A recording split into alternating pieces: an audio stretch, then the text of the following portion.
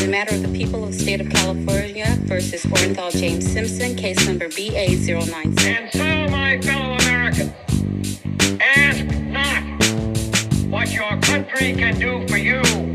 Ask what you can do for your country. Moment. Hi, Taylor. Hi, Fars. I just squeaked a little bit. How are you?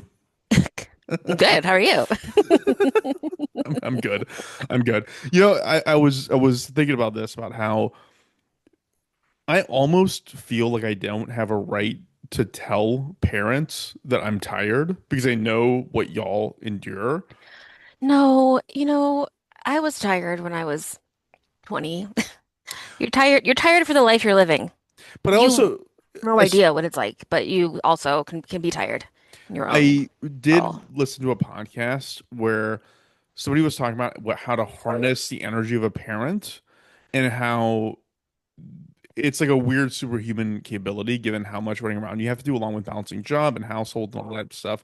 And what they were articulating was like, yeah, but it's different because you get that energy from something else. Like you're not pulling from the same reservoir exactly. as It's someone different. else because like Yeah. you have an obligation to keep another thing alive. And so it's just a so yeah, I guess parents, I guess you're kind of superhuman in some Thank way. you. So Thank you. there's that. Yeah, we're so busy that I wrote on the calendar that they can ask me new questions on Thursday. I wrote, you may ask mom new questions on Thursday because we have so many activities between last week and this Thursday that I'm not taking any new requests. Miles is like, Mom, can I have a hot dog? It's like, no new Nope, questions. Thursday. We're talking Nothing. about it on Thursday. Nothing. Fend for yourselves. Very Oh my fun. goodness. Well, hello everybody. Welcome to Doomed to Fail. Fars is tired. I'm actually not that tired. We bring you history's most notorious disasters and epic failures twice a week, and I'm Taylor, joined by Fars. I'm joined here. And you go. No, please. This is episode 200. Oh yeah, that's right. It is. Those are fireworks sounds. Can't say, but Taylor's doing the firework hands sign, the international sign for fireworks with her hands. Mm-hmm. Isn't that exciting? It's kind of crazy. I know. It's a little nuts. Yeah, like what are we doing? It's super fun. Like we've been doing this a while. Think of all the stuff that we didn't know. Yeah, I know.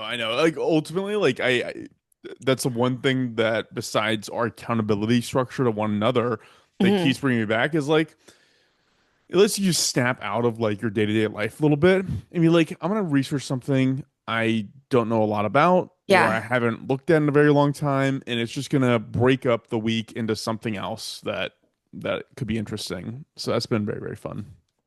Yeah. It has been fun. It's a lot of work though, I will admit.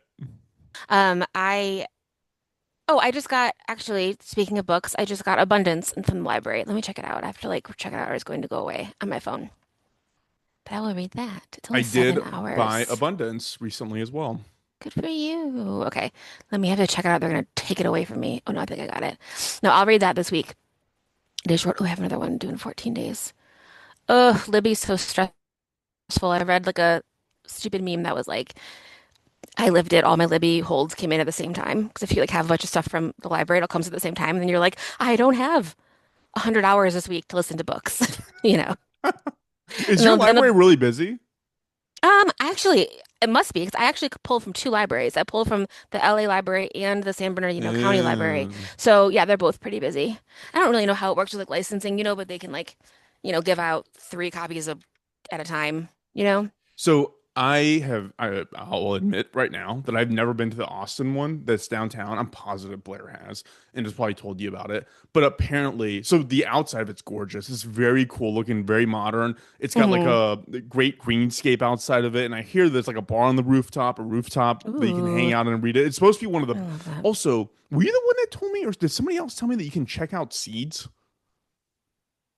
Okay, somebody No, I else don't know. told That's me. cool. Yeah. Yeah, you can You can check check out out all seeds. sorts of stuff. They get like lawnmowers and video cameras and Yeah, I mean, um guess how many gumballs are in the gumball jar? it's really fun. You can do so many cool things. The library. The library is the best. I The get best. yeah, and you can do Canopy. You can watch movies for free. Oh, dude. Um You can do, obviously books. I used to do when we lived in LA, we lived next to the library, or not, we worked next to the library, remember? And I used to like order books, and no matter where in the LA County your book was, they would bring it to that library. You could just go get it. Yeah, it's Like, you didn't even incredible. have to go. Like, it was really fun. One of the better resources that we spend public funds on. Yeah, for sure. For sure. Yeah, we have a little tiny one. It's like one little room, but it's really cute and I really like it. I And have one that's pretty close to me, and it does look like I looked it up recently because I talk to you all the time, and so I was like, I need to go check out the library that's near me because I ride my bike by it. oh. And haven't gone yet, but it is dramatically smaller than the one that's downtown. But if you've been to the downtown Austin one, Yeah. tell me about it because I hear it's awesome. And they're all connected. So like if something's not at your library, like they'll find it from another library. You know what I mean? Nice. Like this is like there's a talk to a librarian message at New York University. It's like an AIM chat with someone like a chatbot.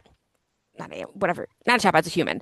And I was on the cover of NYU Today when I graduated from college in 2004. Like in the fountain, because there's a fountain in Union Square that you jump in after graduation. So it was me and my friend Lonnie, and then my ex-boyfriend, and then like our friend Frank. And I'm like, okay, now I feel like I have the technology to remove my ex-boyfriend from the photo, and then I can get it printed. Because I don't want him in there. He looks stupid and he's dumb. So I like, don't want him in there. So I was like, how do I get this digitized? Because I have it, but it's like big and like it's 20 years old. So I was like chatting with the librarian and just like this person who works at the library, and she was so cute, and she's 20 years younger than me, and was like, okay, here's what you do. You go here, you tell them you want this, this, and this, and then they're gonna get it for you, and then they can digitize it. And like librarians just like want to help you. It's lovely.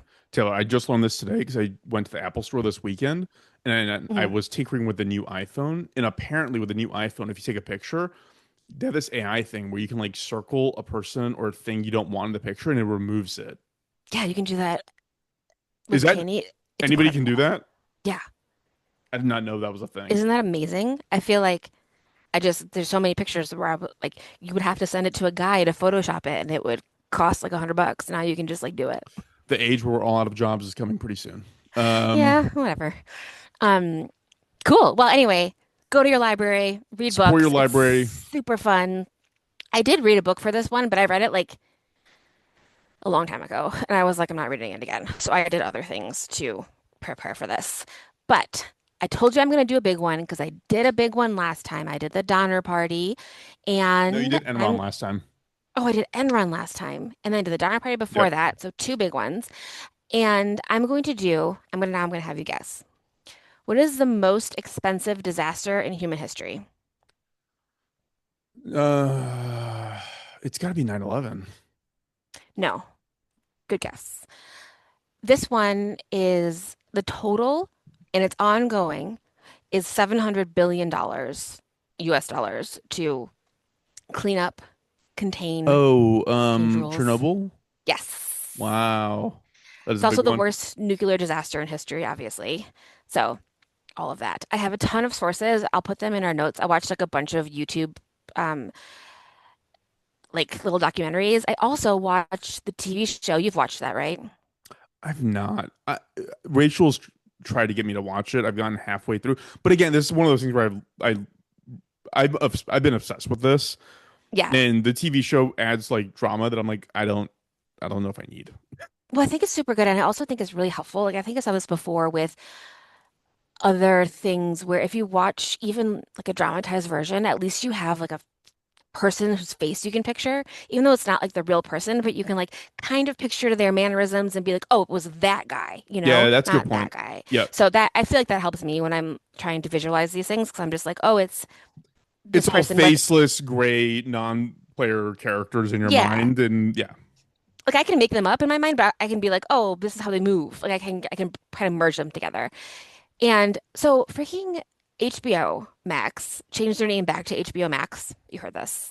it's so ridiculous. Who cares? So my brother-in-law works there, and in this constant change that they're having, they took away the friends and family to get free HBO plan. So I couldn't watch the last episode, That and I'm is not amused. I've seen it amongst the before, many but I was still mad. amongst the many issues HBO is having. I was like, I'm not paying for this. Ridiculous. So I watched most of it this time, but it was great. So essentially, what happened is on April 26th, 1986, Reactor 4 at the Chernobyl Nuclear Power Plant exploded. which is way worse than a regular explosion. If your house explodes, it's not great. If like in the LA fires and in 9/11, so there's fire and there's stuff in the air, that is not great. I think we talked about this after the LA fires. I was like, where is everything? And it's in the air. It just gets like reduced into particles. And all of that's bad, but it is not as bad as radiation. The radiation was like 400 times more than the bombs dropped on Japan during World War II. Just literal poison, invisible poison in the air. Taylor, I learned because my mom was telling me probably a conspiracy theory about how there's microplastics in our brains now. Oh, they're everywhere. I heard that too. And so I researched it, and we do have a blood-brain barrier, which only allows oxygenated blood through, but apparently microplastics can also get in. And so I think it's real. Well, I heard that they tried to do a test and they couldn't find anyone that didn't have microplastics in them to test on. Oh my God. Like they tried to do an experiment and there was no control because there's no one who is not affected. Our brains are like half Mattel. I mean, I'm just like, fuck it sometimes. So, a fun story before we get to the horror of it all. Did you ever see The Princess Bride? Yes. We watched it recently. It's so good. My kids loved it. It holds up. It's very, very fun. I also read Carrie Elwes's memoir called As You Wish: Inconceivable Tales from the Making of the Princess Bride. It was like Inconceivable. Yep. inconceivable. It was like silly. Like there's really fun things. Like at one point, Rob Reiner told him not to get on like an ATV with Andre the Giant. He was like, "Don't do it." And Carrie Ellis was like, "Totally, I'm not going to do it." And he totally did it and broke his ankle. And he had to pretend that his ankle wasn't broken. And Rob Reiner was like, "You did it, didn't you?" And he's like, "I did." Yeah. How would you even fit with him on there? But I bring it up because a few weeks after the Chernobyl disaster, Carrie Elwes was filming a movie in East Germany, and Rob Reiner and the other producer, Andrew Scheinman, had to go to see him for his last audition, and they almost didn't go because they were so scared to go to East Germany because of the radiation in the air. Andrew Scheinman like ran from left his left stuff in the cab, ran to the hotel, wouldn't even drink the bottled water. Was like, we gotta get out of here as fast as humanly possible. So I think that's fun. Yeah, I mean, it's got to They be went. terrifying. Yes. Yeah, I'm sure, they survived, but yeah, they survived, but that story always is I think is fun. So anyway. I have some context, and we're going to talk about through the whole thing the USSR as a country, nuclear power, radiation, the Chernobyl power plant and the city around it, the disaster, and then what's happening now, because it still exists, obviously. Like, these are disasters that are like thousands of years. Like, it's not going to be clean anytime soon. Like, you can't, it's area ruining forever. oh, The yeah. time is insane. So we're in Cold War USSR. So the Soviet Union existed from 1922 to 1991, and it was the largest country on Earth, which comes with a lot of problems because it's hard to like communicate over that big of a piece of Earth, especially like before like super modern technology.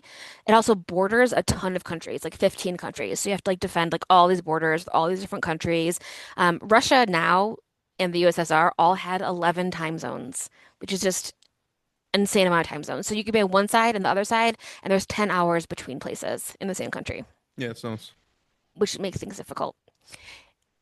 Also, so the USSR is like once it fell apart, other countries spun off of it, and two of them that we're going to talk about today are Ukraine and Belarus.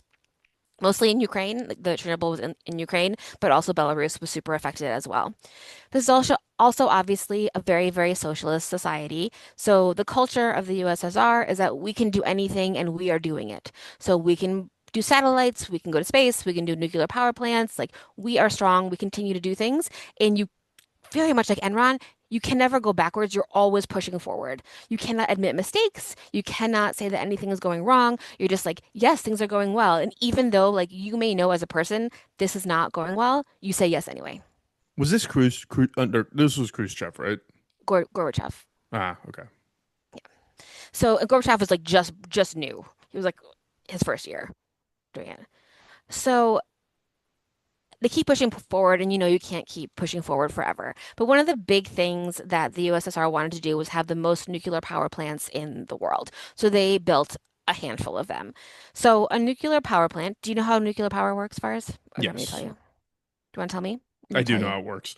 So It's steam power, and the steam is generated in perpetuity by inserting, I want to say uranium rods, but I could be mistaken on that. I think there's different Uranium or kinds, plutonium, or either one. plutonium, Hmm. into a reactor, which contains water, which is heated up and generates steam, which turns turbines, which creates electricity. Correct. Thank you. Correct. So it takes a lot of water to keep it cool because it's like insanely hot. The reaction is insanely hot. And then the water is like constantly going into it, cooling it, creating the steam turbines and all of it. You know what's funny Exactly. is like in this 200th episode, out of 20 times you've asked me if I know something, I say no, or I say yes, maybe like once. And it just happened to be about nuclear fission and reactions. Good for you. Everyone should know this. Thank you. Yeah, good for you. And so yeah, and I feel like also there's like I don't know, I haven't heard about radioactive waste in a long time, but I feel like in the 90s that was like the biggest thing was like where are we going to put all this waste? Like it just generates other problems, but it is like it does generate a lot of electricity. So obviously during all that there is radiation, and radiation itself is particles that like an energy that travels through space. This is like super dumb science corner time. But there's like alpha, beta, and gamma particles. Gamma is the one that's like pure energy, highly penetrating. You have to have like lead or concrete. Like it's really, really tough. And that one's the one that's really going to kill you. The units that they're in, like historically, there's been rhodogen has been the amount of radiation like unit, but now people usually use columns per kilogram or grays, which is GY, to like measure how much you're absorbing of the radiation. There's also a unit called a sievert, which is how much radiation is coming into your body. So, for example, if we're looking at like a millisievert, which is like the tiniest amount, like one of the tiniest amounts that you can get. If you get a dental X-ray, it's 0.005 millisieverts, so like very small amount. And then, natural background radiation by being outside, like per year, you're going to get like 2 to 3 of them per year. Like just going to happen depending on how much time you're outside. And then a fatal radiation dose is going to be 4,000 to 5,000. So if you get like super hit with radiation, you're going to die pretty quickly Yep. in like really gross ways. Yeah, you remember Ouchie No, what's that? in Last Pod, The Worst Ways to Die?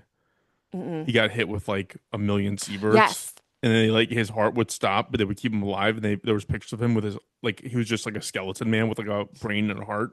Yes, actually was reading about that a little bit. That was in Japan in an accident where he got like with the All the radiation. sieverts. Yep. Yeah. And then like they kept him alive, yeah, for a while, and it just like so it like ruins your body. And I think I have more of it later, but it basically stops your cells from being able to grow. So Yep. you can't build red blood cells, white blood cells. It changes your DNA. Like it just Which is why they it say roaches will survive in a nuclear blast, is because their cells are like stupidly slow splitting. And so ooh, because of interesting. that, it doesn't the impact of the radiation doesn't get felt for like a very long time compared to human cells that split constantly. Right, like several generations, so they don't have to worry about Yep. it. Good for them. So some ways that you can measure radiation like in the air is obviously like the Geiger counter. It says Geiger Mueller, so I feel like Mueller's probably mad because we know it's a Geiger counter, but it clicks. So there's a gas-filled tube inside of it, and when radiation hits it, it ionizes the gas and causes a spark, which is the click. So if you do spend time watching Chernobyl documentaries, you're just going to hear that click constantly. It's very I can scary. literally hear it in my head right now. Yeah. Yeah, it is like basically like you're fine to you're gonna die, and it's like click, click, click, click. You're like holy shit, like do you want to be anywhere near that? So, um, there's also little things like a dosimeter. There's some that like if you work in a nuclear power plant or somewhere around there, you might have one like on your ID card, and maybe if you're even if you're like doing like dental X-rays, you might have one. If you're exposed to too much radiation, it will darken and let you know that you're close to it. And then there's others that will like glow and give you a reading, just like how bad it is right now. So they're not like stopping it from happening, but they're telling you how much it happens. If you get radiation sickness, you're gonna vomit, you're gonna lose your hair, you're gonna get a fever, you're gonna get burns, and like it's so interesting because you're like, I didn't touch anything, but then all of a sudden you have like burns all over your body. It's just like the air is poison. Um, again, yeah, it's killing your ability to make new cells. Your blood cells, they can't carry oxygen. Your white blood cells can't fight infection. And there's like a day where you might feel okay, and then a day where like you're you melt essentially. Like you're everything. It's really gross. We've all seen, is it U-571? Matthew McConaughey submarine where the kid goes into the nuclear reactor without any Oh, protective gear on and he comes back and he's like melted. I haven't seen that one, but my example was The Stand. Did you ever see The Stand? No. Okay, so it's a Stephen King book, and like in the very okay, essentially everyone, FYI, it's the end of the world. There's a disease, and then also God is there and the devil, and all the good people go to Boulder, Colorado, and all the bad people go to Las Vegas. And then there's this crazy guy who like blows up St. Louis, and he finds a nuclear bomb, and he knows that the devil's in Las Vegas, and he rides the nuclear bomb on the back of a truck and brings it to Las Vegas. And by the time he gets there, he's melting off. It's great. It's 10 out of 10. metal. Metal 10 out of 10. AF. Yeah. So all of that is like stuff that happens in the background. So we're in the USSR. They really want to have nuclear power, and they're doing it. So they build a big plant in Ukraine. It is the Chernobyl plant is located 16 miles northwest of the city of Chernobyl. That's in Pripyat. Ukraine.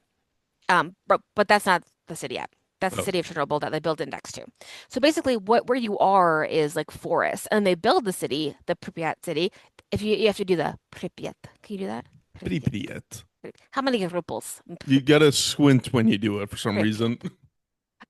So they build the city, Pripyat, like you said, out of nothing. There's like build it out of nothing. All of a sudden, within a couple of years, 50,000 people live there. There are schools. It's meant to be like a really perfect socialist city, and they build that city 2 miles from the plant. So you can work there. You're 2 miles from work. You can ride your bike to work. Sounds nice, you know? Like you live in this like beautiful city. There's these high rises. They're the high rises that like in the United States and in the UK, I feel like they're projects Yeah, and yeah, do not yeah. It's work. it's like concrete. What's Hmm. brutalist Yeah. structure? Yeah. Yeah. But that was like the idea was it was like a perfect Soviet socialist place. It's a very, very young city because it's young families. The dad works at the plant, the wife stays home, they have a couple kids. There's, a lot of children. There's fairgrounds, so I'm sure you've seen this far, but like there are in Ferris the ruins wheels. of it is the Ferris wheel. Yeah, Yeah. the Ferris wheel is huge, so you can definitely see that it's still standing. So yeah, it's very nice. By 1979, it's a full ass city, 50,000 people live there, and they start building the plant. And I'm sorry to all of our Russian listeners, but a man named Viktor Brukhanov, he is the first director. When he starts, he's 34 years old. He's the only director. He's there with the end. But he is 34 years old. He had never worked at a nuclear power plant, but he had like been like an engineer and been a director before, so they let him take this job. He is, if you do watch the show, he's the guy, the actor is named Con O'Neill. He has like a really, really rough voice. He's also like one of the police officers in The Penguin, and he's in Our Flag Means Death. Like he is, if you know who I'm talking about, you know what I'm talking about. He's like a really It deep sounds like he voice. fits the role. Yeah. So he's this guy, and his job is to get it up and running. It takes 7 years to turn reactor one on, so it's not like a quick thing. It takes a long time, but they have reactor one take 7 years, and the plan is to have six reactors. So each reactor doing its own thing, pushing power into parts of the USSR. They start with one, and they're going up to six. The one that we are going to talk about is number four. Number four is built in 1983, and the way that they would tell you if you asked them in 1983, how is it going? They would say it is going fantastic. Like everything is going great, everything is perfect. We've had absolutely no problems, but there were already problems. And part of the reason that the problems were hidden is another part of the USSR, which is the KGB. So, what are you looking up? You look very interested in something. Well, I'm looking up a map because I'm trying to get a sense of where I should know this, but I'm trying to get a sense of where Ukraine is amongst Russia's, I don't know, bloc, the Soviet bloc. It's very north. It's very close Okay, to north. Thank like you. Sweden. Yeah, I'm like all over the map here. I should know this. it's northwest. Okay, northwest. Yeah. Well, the reason I'm trying to next to Sweden. Wow, this thing is huge.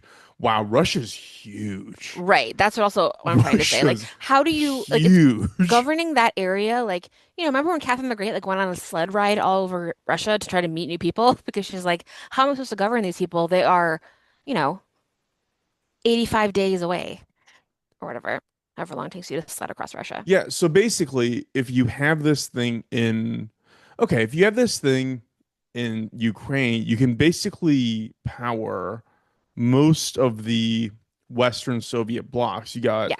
Belarus, Latvia, Estonia, Moscow, St. Peters. So like there's a strategic reason why it was in Ukraine. Yeah. Okay. Yeah. Yeah. All right. And Moscow is pretty westerly as well, Yeah, yeah, it's like as far as Russia pretty goes. close to the border with Ukraine. Yeah. Yeah. So, yes. So, as I was saying, they would tell you everything was going great, but it was not going great. And now that things have been declassified and we know things weren't always going great, but the KGB is like the spies on each other of the Soviet Union. And so someone is always following you and someone's always following them and you're always like supposed to pretend everything is okay because if you don't, you're going to get in like such an immense amount of trouble that like you pretend everything's okay. So there's a part in the Chernobyl show where the main guy, he's been in Chernobyl for like one day. The disaster's already happened, and he knows that like he's going to die because he's standing there, like all these things, but they're not doing anything about it yet. But he's in the bar of the Pripyat hotel, and there's a couple, and they're like, anything we should know about? Should we be worried? And he's like, oh no, everything's fine. And they're like, good. And they're the KGB. Because if he said no, everything's not fine, then he would go to jail for saying that everything wasn't fine because everything's supposed to be fine, Yeah.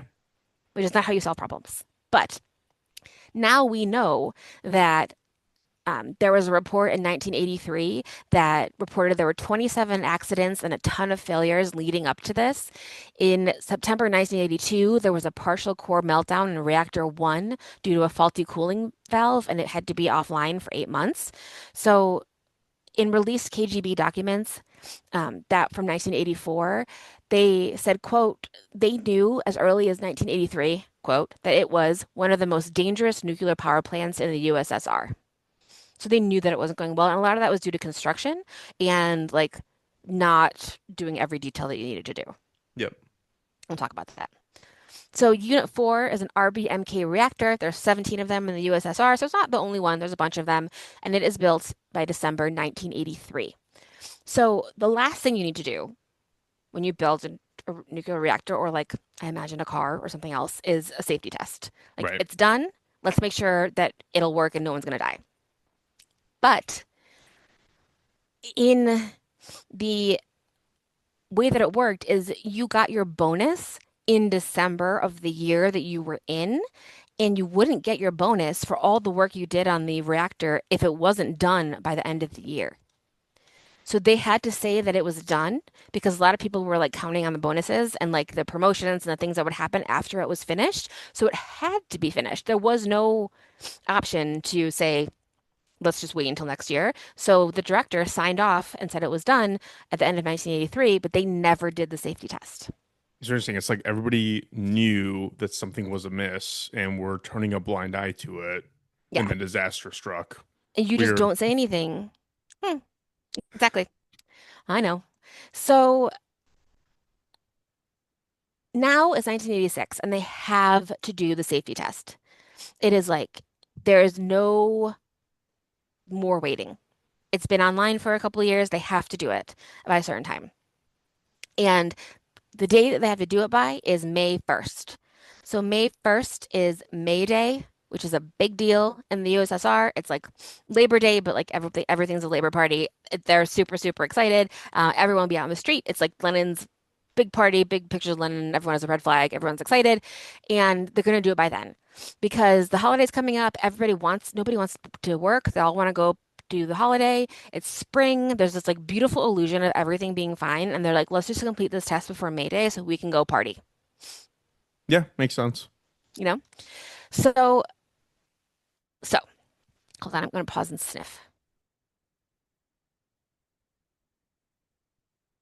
I'm gonna take a note on something I want to bring up later while you're doing that. Woo, thank you. Okay. So, FARS. It is April 25th, 1986. And we have to do the test today. Today is the day. And what we need to do for the test is to, and I think I have more details, but essentially turn the power down and make sure that if there is a blackout, that the reactor will be able to stay cool and protect itself. Because the worst thing that can happen is the cooling systems fail and it explodes. Exactly what happened at Fukushima. Yes, we should do that one too. Yep. That was so recent too. Yep. So you're not testing at full power, you're testing at like half power, and then just making sure that things work.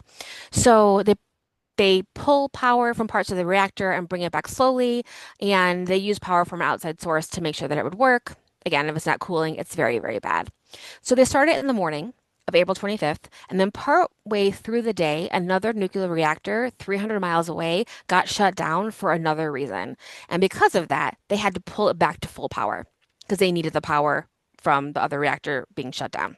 This I did not know. So they would have done the test during the day with more qualified people if this hadn't happened. But part of the thing that happened is that the test was done in the middle of the night by the graveyard shift, and they're just like kids. They just started, you Yep. know? Like, they don't have like I don't know if like more experienced people could have necessarily stopped it. It was like something that was bound to happen probably. But like part of the problem is you have these people working at 1 in the morning who have never done this before. They assumed it would be over. They didn't know they were going to do this when they came to work today, Yep. you know? So they had to pull it back up, keep it going, and then they start the test again at 11 p.m. So it should have been done by now. It should have been over, but instead they're starting super, super late. So, because of this, because they went up and down with the power, there's xenon gas created and growing inside of the reactor, getting hotter and hotter, that they don't know this is happening. So, that's going to contribute to the explosion as well. This like added gas that they didn't know was going to come. Yeah. So, here's what happens. It's partially shut down, which we know. And there's 8 cooling rods, like you were talking about the rods that are working. And there should be 15, but we have 8 working because we're doing this test. And at 1:15, they do like the final part of the test, and there's a sudden surge of power, and they hit the emergency button. So it's a a baby named Leonid Tuptinov. He is like, what's happening? Like everything's going crazy. The temperature is rising like crazy. So he has this emergency button. He hits the button, and that's when it explodes. Like the core itself explodes.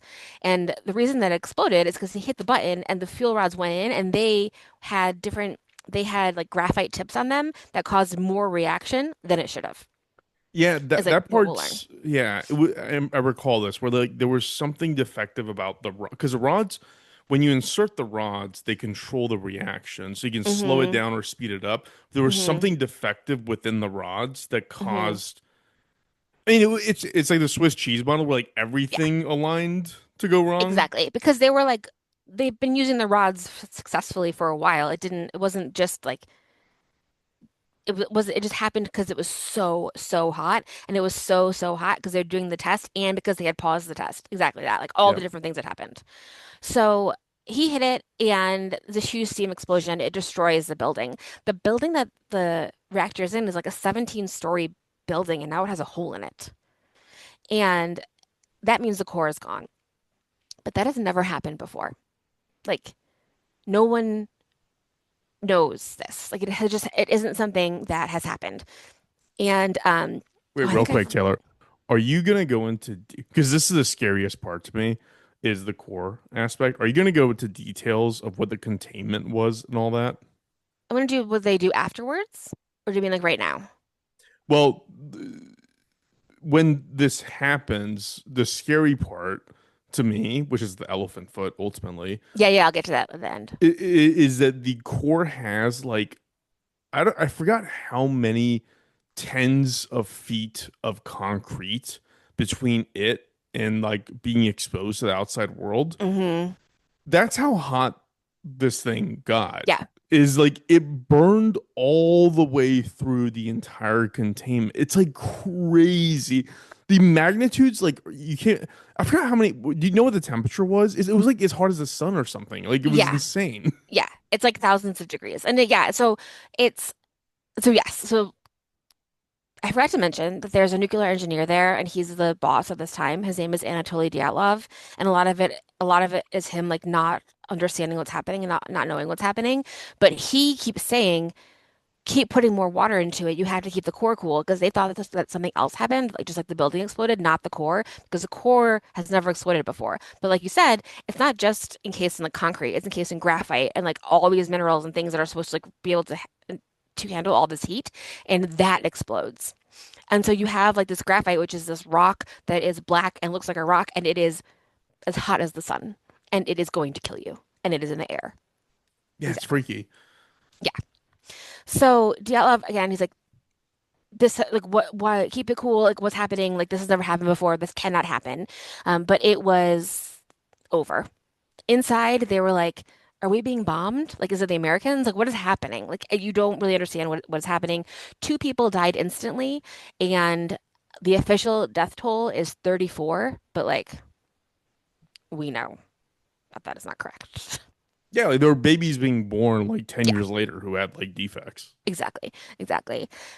They also had these like the dosimeters and the readers that they had, something that they talk about a lot in the show. Like not everything in the show is like 100% true. You know, it's drama. Like there's one of the main characters in the show is a woman scientist from Belarus, and she's not a real person. She's kind of like a good bunch of people made into one character. You know, so there's like things that like are true and aren't true if you watch that. But one thing that is true is that they had their dosimeters went to a certain point, so they were like, oh, we have this much radiation, but like it's because it couldn't go any higher.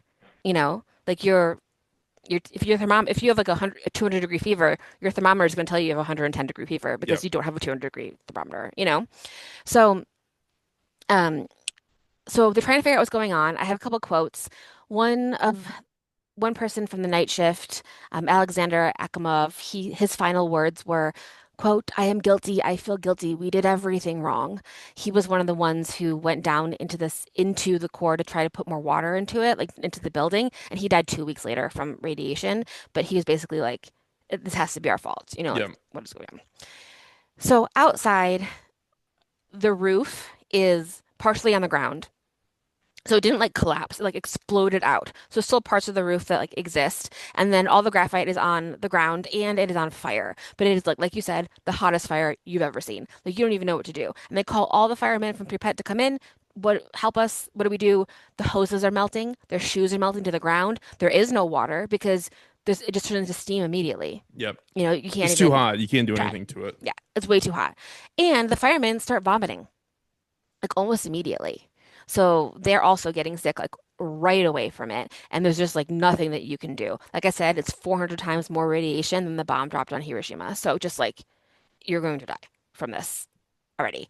And it's going to kill you sooner or later, but also they don't know, you know, so they just are there doing their job. They have no idea what's going on. Also, Yeah.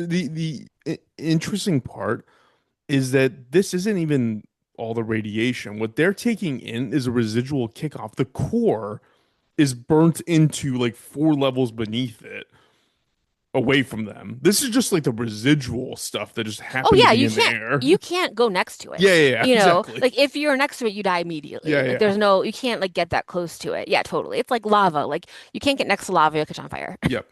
Like I've heard you're that not gonna do before. it. That's an old tale made Yeah. still.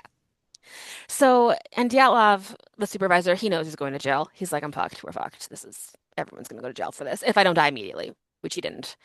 One fireman said, quote, we had no idea it was dangerous. We just thought it was a regular fire. We didn't even wear protective gear. The flames were strong, though, and blew like gas. We threw water at it and stood right on the roof of Reactor 4, which is like, you're not supposed to do that. But they just were like trying to pour water on it to cool it down, which was impossible.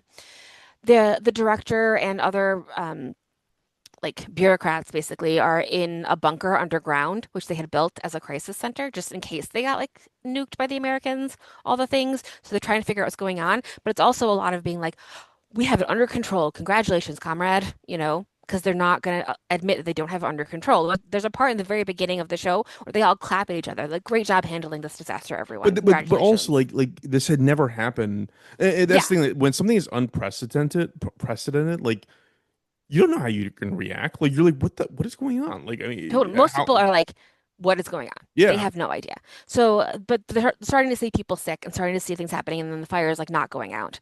But by 2:15 a.m., they blocked the road so you couldn't get out of Pripyat or the surrounding area. So they kept everybody in. They're like, everything is fine. Everybody just stay here. And then like, the police officers are blocking the roads, also not in protective gear. Everyone should have had that. And they sent some of the firemen, who were the first responders, via helicopter to Moscow. They went to hospital number 6 in Moscow, where they died a few weeks later. I have a quote from a nurse who said, quote, "They arrived in clothes soaked with radioactive blood. We were told not to touch them without gloves, but we were nurses. We couldn't just let them lie there, so we held their hands and they died one by one." So they just like they couldn't help them. It yeah, was way too late. So again, a lot of the detectors didn't go as high as it could be. There was just so many things. So some of the things that happened that got us to the explosion. So there were definitely operational errors during the safety test, and they decided after the, after this is like over, like contained, and there's a trial, the reasons that it happened were partially because of some RBMK reactor design flaws. So it was a Soviet designed, water cooled, graphite moderated reactor, and it had no containment structure. So it had some, like you said, the concrete outside and the graphite, but like in other parts of the world, they had a much more robust containment, but they didn't have that there. yeah. And one thing it had a positive void coefficient at low power, which means that the reactor increased instead of decreased with the steam. So that made it hotter than it was, which was not what they expected it to happen. So that was something that was like happening unexpectedly. Also, we talked about the rods had the graphite tip on them. So when the graphite hit the core first, it momentarily reacted to it and made it hotter. So they should have like essentially spent more money and had different rods, but they didn't. They did this because it usually is fine, you know? Like at the regular temperature of the core, which is still really fucking hot, it's okay to have a graphite tip. But when it's exceptionally hot because this test is happening and all of the gas that's in there they didn't expect to happen, it's going to explode. Right. But they didn't know because they never happened before, like you were saying. And then there was also like at the low power, there was just like not as much safety things as they should have had. And they also should have done this test a long time ago. It had been working for a very long time. It was a weird day, all sorts of things. So that was like the human error is like they shouldn't have done it after having to turn it back, move it back up again, all of those things, you know? Yeah, of course. So it's the middle of the night. And then now it's the morning and it's a nice day. And everybody in Pripyat is acting like it's a normal day. And the children are out going to school. There's people pushing, there's like so much stock footage of women pushing strollers. Like you'll see that in every single one. But there's people just outside living their life, getting ready for May Day. About 10 hours later, they try to clean up the streets with soap, but it didn't really help like stop the radiation, but they try to like do a little bit of that, but they're like, it's fine, everything's fine. The next day, they tell Gorbachev that it happened. Like they haven't told him yet. And they say, we had a little problem, but everything's fine. Everything's under control. Don't worry about it. And he was like, cool, not gonna worry about it. But the thing with a nuclear disaster is that people are gonna find out because it's in the air. You know, Yeah, Geiger counters in you can't California were hide it. going off. Yeah. So in Minsk, which is the capital of Belarus, people detected a ton of radiation, and that like already the first day they were like, stay inside, wash your shoes, close the windows, like everybody be careful.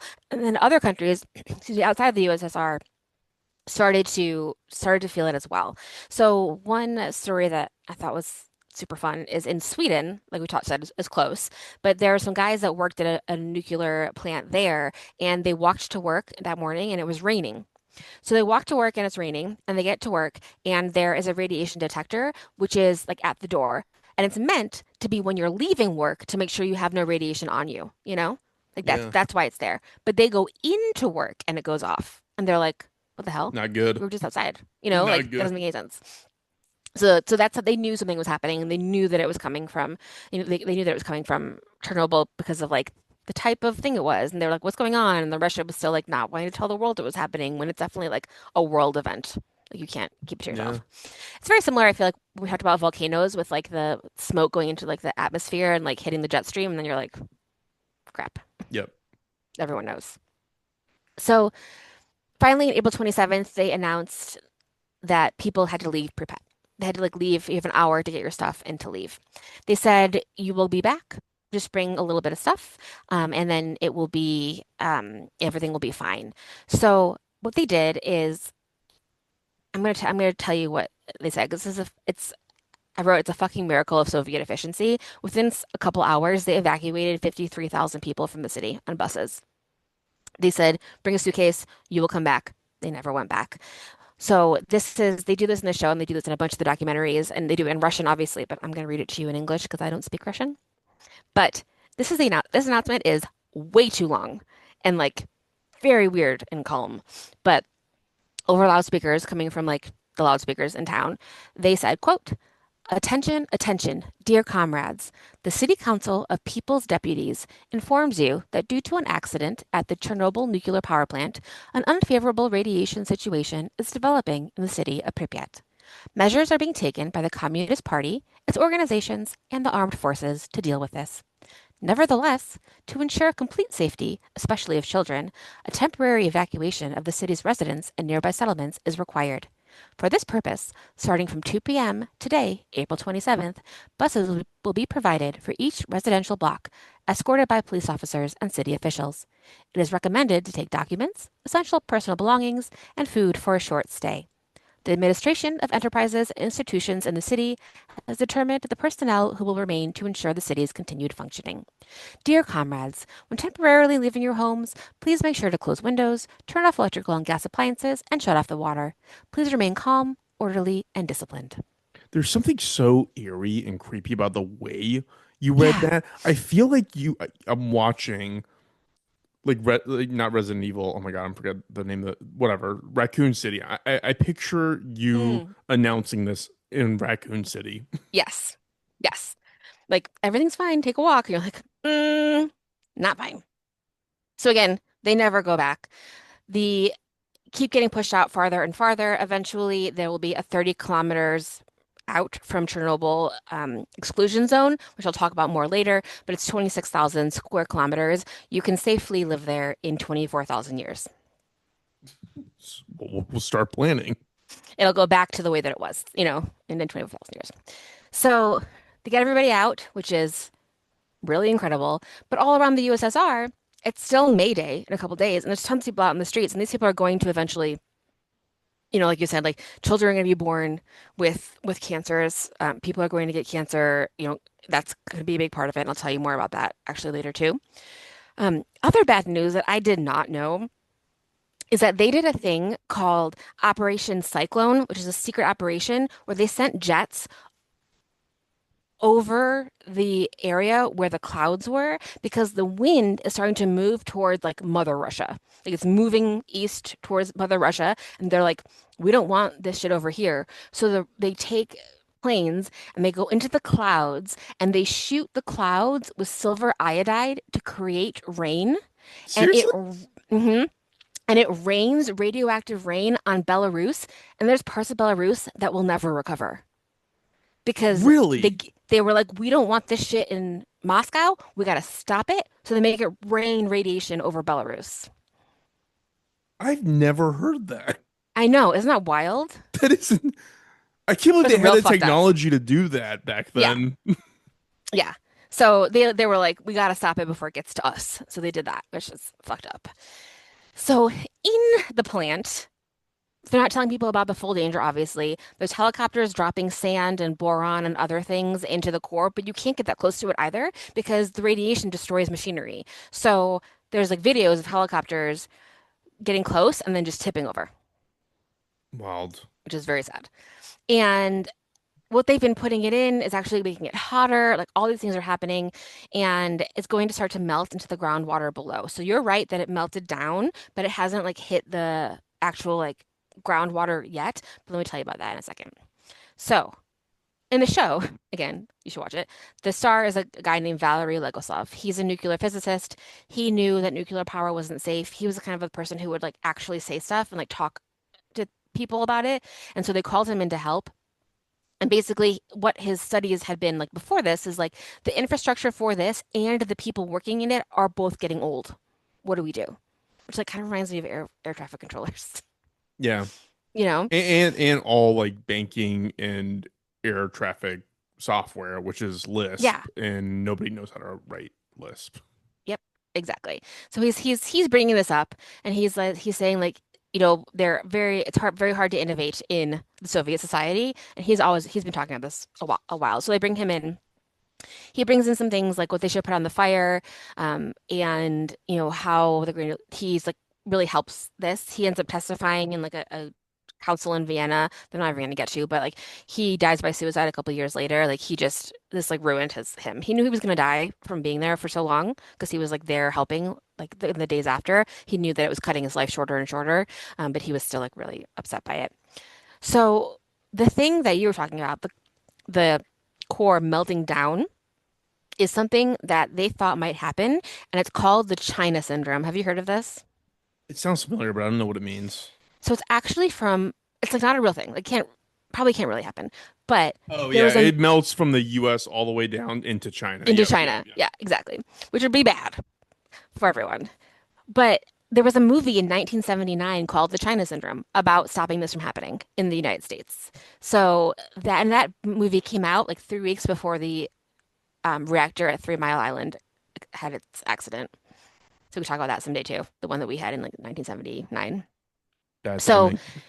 I know. So basically, meaning like the core could melt all the way to China, like you said. So they needed to put a heat exchanger underneath it because actually it's not going to melt through the entire planet, but if it hits the groundwater, it will create an explosion that is the equivalent of several megatons of TNT, and it would just have destroyed a big part of Europe. Like Yeah. actually destroyed it, not like radiation in the air, like it would have exploded. Yeah. So It's the why when your website said it. windshield is froze, you don't throw hot water on it because Yes. it just reacts badly. Yes. So it's that. So what they do is they get 400 miners from around the country, not young people, men who mine, you know, not children. Thank you for Some explaining. some of them may have been in their teens. I don't know. So I feel like have you ever seen a joke where it's like no miners and then like they like pan to a guy with like covered in coal, being like, I really want to be. I want to. Please give me a beer. Makes it so funny, so stupid. So they dig a hole underneath it to try to do this heat exchange to move it out, and it ends up that they didn't need it, but they did it anyway as a precaution. So of those 400 miners, a lot of them are going to get sick later. But they worked in like 120-degree heat because they're underneath it, and a lot of them did it naked and with no protection because there's nothing they could do. They just like had to dig this hole. That's all they Yep. had to do. So they were doing that. One thing that I didn't know until I watched one of the many like short documentaries that I watched um, on YouTube, but so in Hospital 6 in Moscow is where the people are going afterwards. So if they like are sick enough that they can't help anymore, but they're not dead yet, they helicopter them over to Moscow to Hospital 6. And the USSR called an American doctor from California named Dr. Robert Gale for help. And this guy is so California. He's super like blonde and he's wearing like a polo shirt when they interview him now when he's older, but they have pictures of him and he looks exactly the same. He's wearing a polo shirt with like a sweater around his thing, very 80s, like a very 80s California doctor. They call him in the middle of the night and they say, "We need you to come help in Ukraine." And they say, "Pack a bag." They put him on like a big plane, just him and the pilots and like a couple Russian guys and a stewardess, and they fly him over to Moscow because he is like the number one bone marrow transfer specialist in the world. And they knew that the something with the bone marrow that was like transforming inside people's bodies because of all the radiation. And he goes there and he sees that their bone marrow has been irreversibly destroyed. Like it cannot be saved. But he had invented something new with hormones to stimulate bone marrow, but it wasn't out on the market yet because it had never been tested on humans, but they knew he was coming. And so they said he told them what he had and they were like, "Okay, have you done it like how's it work on humans? And he says, I don't know. We've never done it on humans before. And then they were like, well, we don't know if we want to do it. And he said, I'll do it. I'll do it. And so he put the hormone treatment into his own body, and nothing happened to him. Everything was fine. So he was the first person that they did it on, and they said okay, and they did it with the first responders, and they were able to save more than 90% of them from dying like immediately with that bone marrow hormone treatment that this California doctor had. Wait, so they they can reverse radiation poisoning? I think it was like specifically in the bone marrow, and if it like hadn't gone to like another part, then like it was okay. That's wild. I didn't know that. Yeah, that was wild. So now that like people are out of the area, all of that, there's a cleanup operation. They're called liquidators. There's 500,000 young men across the area who are going to be brought in to help clean up. And a lot of it is going to be stuff like in the plant itself. They need to build a sarcophagus around it, like a big, heavy thing that can stop the radiation. They need to build it. Before they can build it, they have to clean everything up and they have to clean up the roof. On the roof, there are pieces of that graphite that was like around the core, and it's so radioactive that they can't use machines to push it over the edge. They're trying to clean up the roof by pushing all the graphite into the core. They can't do it because all the machines die. So they get people to do it.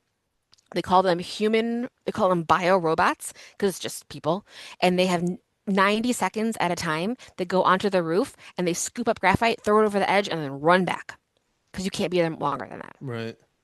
So they, some of them would like drink vodka, be like, it's going to help us. Of course, I would do that as well. Yeah, I It's very mean, Russian, it's but like, Russia. of course, Yeah. you take a shot before you do that. Yep. So there's a very, very sad helicopter pilot in one of the documentaries I saw who just is crying the entire time. And he's pretty much like, maybe that cleaned them. Like, I don't know, like whatever works. And he was just like very, very sad because he's just like watching people kind of go to something that's going to Yeah, like it's drastically suicide. decrease their life. Yeah. Yeah. And, thousands of people did it. They also have to clean up the exclusion zone. So there's a bunch of small towns around this area that need to be evacuated. And even then, like they spray things on the buildings that attracts radiation to bring the radiation onto the buildings, and then they destroy the buildings and bury them. But it's still there. They have to like till all of the land and flip it to bury all the radiation, like, and then like hopefully like it doesn't come out again. That's what they're doing in these places. There's an entire episode of the Chernobyl show where it's just a guy shooting animals. I fast forward through it. Don't watch it. Why It's is he terrible. shooting? Oh, because the animals have the radiation. hmm So they have to kill all the animals in the area and just remove all of the livestock and the wildlife. Here's the health crisis.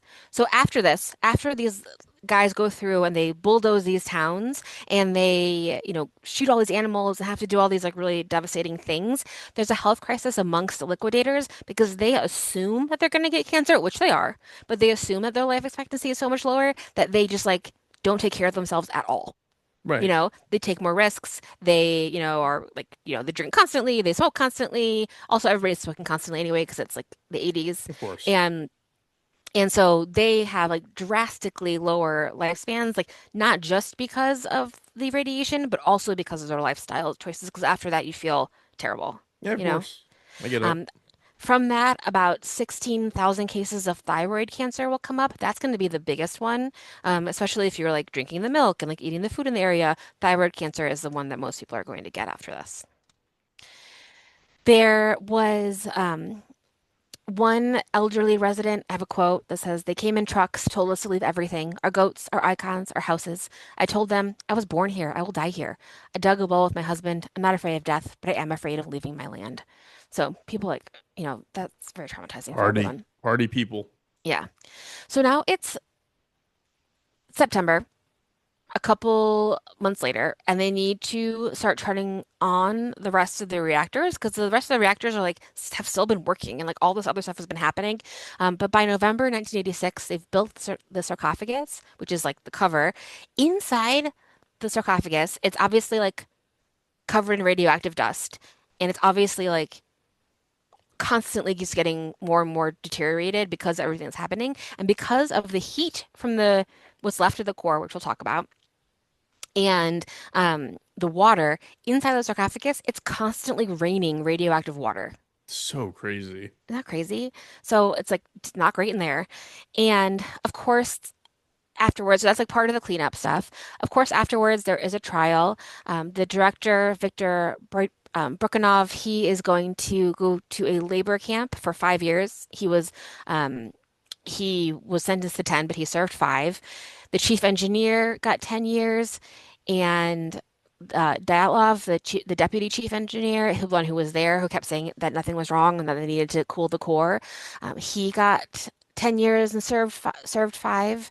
He never admitted any guilt. He said that he did everything that he was supposed to do. Other engineers were reprimanded or investigated. They did the trial near the Chernobyl plant to be kind of be like symbolic about it, but it was like there's so many systematic flaws that it's kind of like there's so many people who are at fault, but they, like you said, Swiss cheese, who knows? Yeah. Like they're going to blame the people who designed it. They're going to blame the people who were there. They're going to blame the test. They're going to blame this. They're going to blame that, all of that. So now, today, or I guess around the area after this. So after that, the sarcophagus is on, and we're starting to kind of move on. There's still people are going to start getting cancer, like you said. Children are going to be born with like bad reactions and bad things are happening. The first generation of animals, there were some cases where the animals lived, and there were some stories of like three-eyed dogs, stuff like that. But that was just like the first generation, and then it seemed to be okay after that. So one group of people that I watched a documentary about are the babushkas of the area. Do you know what a babushka is? Grandma. It's a grandma. It also means a scarf. They're so Yep. freaking cute. It's insane. So the cute little scarf tied around them, and a lot of them didn't leave or they went back. And they said, like before, they said radiation doesn't scare me, starvation does, because that's a big thing in that area as well. Because we talked about like the siege of Leningrad, like there's plenty of starvation in the area. So they are most likely all dead by now because this documentary is from 2009, but they lived longer than the older people who left their villages and stayed like in Kiev because they got to live in their land and they got to like they're like one of the women is like, why would I go to Kiev and live in a shitty apartment and eat processed food and breathe car exhaust when I can live here and fish in my lake and milk my cow and grow things in my garden where I've lived my whole life and my whole family's lived here forever. So I'm going to stay here. And a lot of them lived longer than the women and the older people who went to the cities because they were just like living a healthier life in other ways. There's something about the enrichment experience of being a human that is not quantifiable that I'm convinced does something for longevity. Absolutely. Absolutely. So they are living in like these little houses together and like there's like 1 to 2 women like in like a little village, and they have been through so much they just want to stay. And so there's like one really cute woman who like lets this documentary guy into her house and she like gives him this like moonshine that she's made like by herself, and she's like makes food for him and she's just like I live here, I like it, and they're very sweet. And they like I said outlived the others that had that relocation trauma. So the grandmas are they lived and they had a good time there.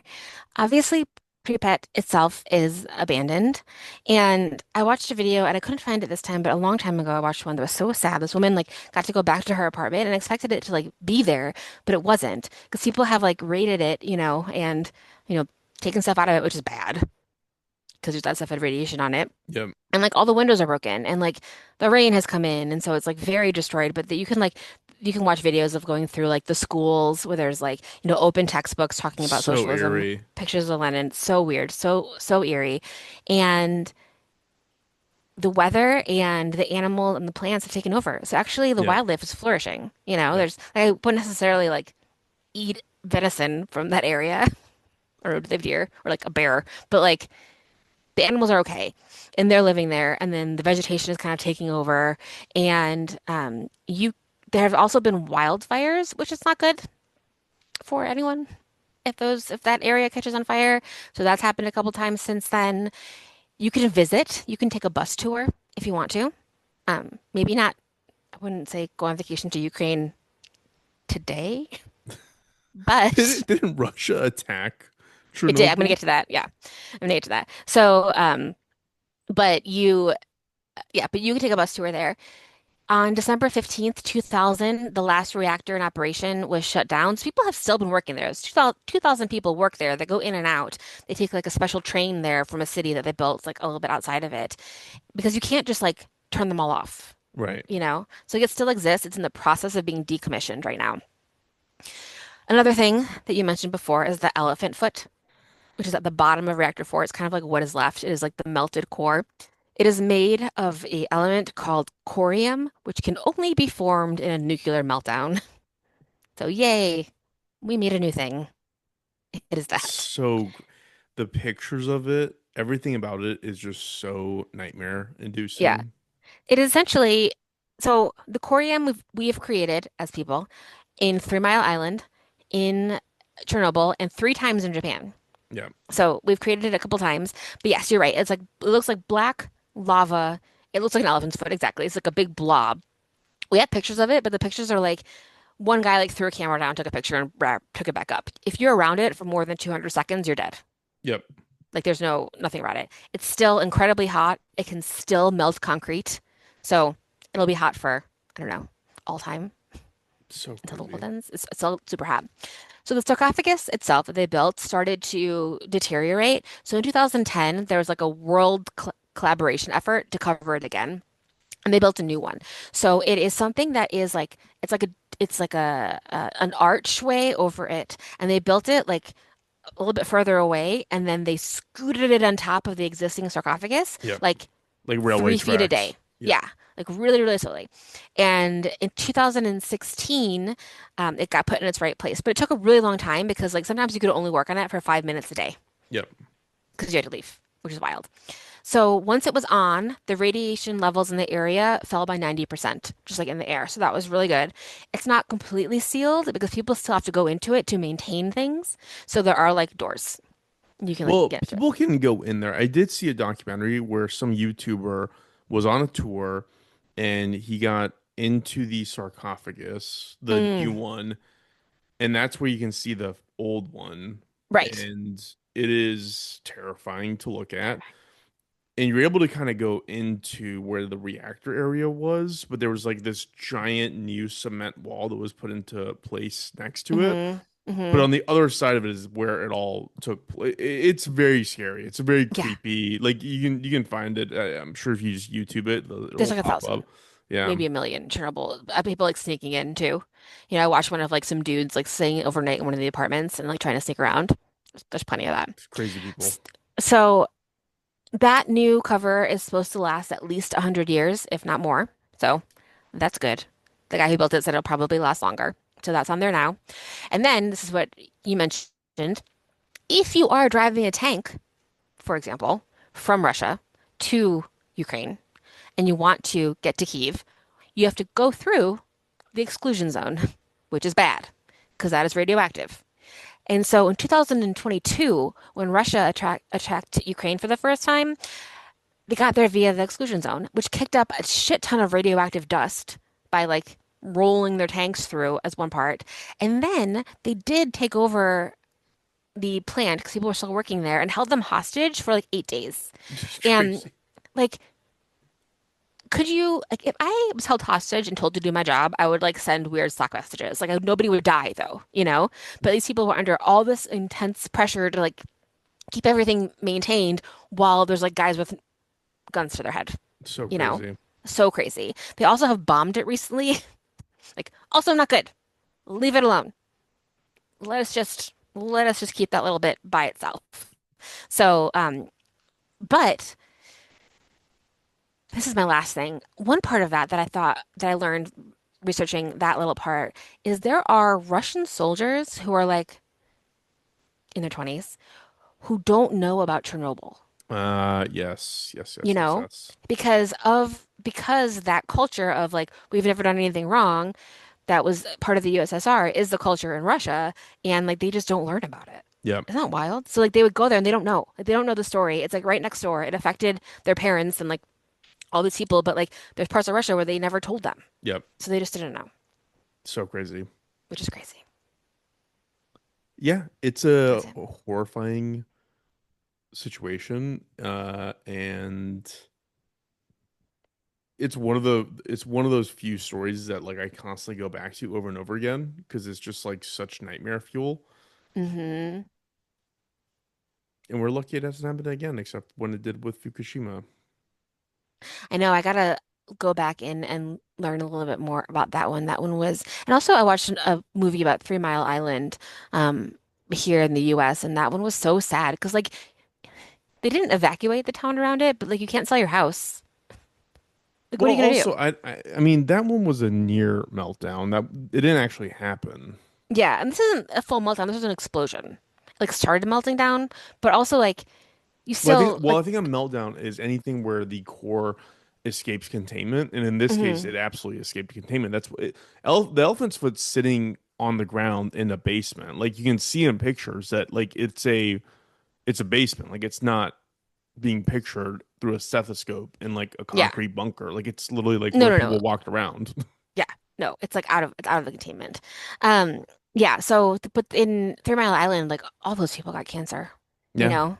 Like all like their kids, like you like imagine knowing that like your kids are going to die. Like yeah. you're all gonna get it. So super scary. But I still think nuclear power is in theory the safest. I know, and I feel like I've heard a lot of that as well. So it's like as long as like one thing doesn't happen. Well, I think the measurement there is in units of energy produced versus deaths or like costs incurred due to Hmm. disaster. But yeah, I'm very poorly qualified to make further statements I about know. this. I've heard that as well, but I want to know if anyone knows, I'd love to know a little bit more about that because I think that's super interesting. Like, what are we supposed to do Yeah, when you were about power? talking and I took notes, I was thinking about the Deepwater Horizon. I was like, man, I really want to research that. Hmm. But Yeah, I know. and I also want to like research what the handover was between Lenin and Stalin because I don't totally understand that. That's fair. But that is a very fun story. And you know what? You're the 80th person to tell me to watch the Chernobyl documentary and or not documentary, the HBO Show. show. And It's really I think good. I need to finally bite the bullet on this. You really should. It's really, really good. Man, one thing, also looking this up, Lenin, and like they have his picture everywhere, like in the show. He has such a great fucking portrait that they use. Like, I mean, what his a great, mustache is legendary. what a great picture. It's really, really good. Um, yeah, wild. And he feels so, it's so, those societies like the USSR and like North Korea where like you're not being told everything. And like I know we're not being told everything, but I feel like we like aren't being like that's like North Korea, you think that there's no other countries, you know? Yeah, you're not being actively deceived to that extent. Did you hear about that ship that they tried to launch? Mm-mm. North Korea built like some new giant battleship or something, and they Mm-hmm. tried to launch it, but they messed it up, and the thing fell on its side in front of like Kim No. Jong-un and like everybody else, and he immediately was like, "This is like a huge crime, like a state level crime." They arrested 4 people today, apparently. Today? Yeah, Whoa, I'm gonna look that yeah, up. those poor people are gonna get blown to I bits. think it's exactly that. Like maybe they knew something was going on and weren't allowed to say anything, you know? Yeah, yeah. Wow, that's interesting. That's so sad. Those poor people. Oh, 19 hours ago, North Korea arrests senior official over warship launch failure. Ooh. Yeah, they're fucked. Kim called it a criminal act that severely damaged the country's dignity and pride. Oh no. Yikes. Which is not wrong, but Yikes. still, I know.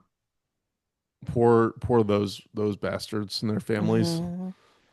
Hmm. Um, Yeah, and their families, everyone. well, that was a fun start to the 200th episode. I know. I'm like definitely had like during on Tuesday we had a softball game and I had just watched like a 3 hour documentary about it and then it started to smell like burning rubber and I was like, guys, I gotta go. That's Like it's everybody definitely a was like, sign. what is that smell? Are they like doing asphalt? I'm sure they were just doing like a road somewhere, you know? But I was like, I just watched I need to go home, Yeah, close my can't do it. windows. Can't do it. Um, Very cool. Well, thank you for sharing and doing that research and yeah, I'm probably gonna watch some documentaries tonight. So I'm excited. Do it. You can hear that Geiger counter tick in your dreams, I your do want to watch nightmares. that guy again who went inside the sarcophagus because I remember seeing that and was like, this is so scary. I was like in bed watching it. I was like, I don't even want to go to sleep. Yeah. No, So terrifying. yeah. Terrifying. Terrifying. Well, thank you, Bars. Thank you, everyone. I have some good ideas that Morgan and Justin had sent me this week too, so I'm excited to dig into those. And thank you, everyone who's listening. This has been a really fun 200 episode Yeah. journey. We learned so Thanks. much. Yeah, thanks for hanging with us. Tell We your appreciate friends. it. Tell your friends. We have a Patreon. I'm going to put out a press release. I've never done that before, but I'm going to email some people and be like, hey, we have 200 episodes. I don't know. Yeah, why Tell not? people. Tell Yeah. people. We gotta be our own And promoters. yeah. And then we have a Patreon. We're at Doomed to Fail Pod on all the social media. And if you just found us, we have a whole bunch of stuff in the archive. So take a look. See you back. Doomtofailpod@gmail.com. Doom to Fail Pod on all the socials. Taylor is hyperactive on there. So yeah, find us where you can find us. Here too. And Miles is here And too. Miles is here too. Hi, Yeah. Miles. Yeah. Yeah. Yeah. Miles can listen in about 10 years because he's 8. Yeah. We gotta make it age appropriate. Cool. We'll go ahead and cut things off. Anything else, Taylor? That's it. Thank you. Sweet. We'll go in and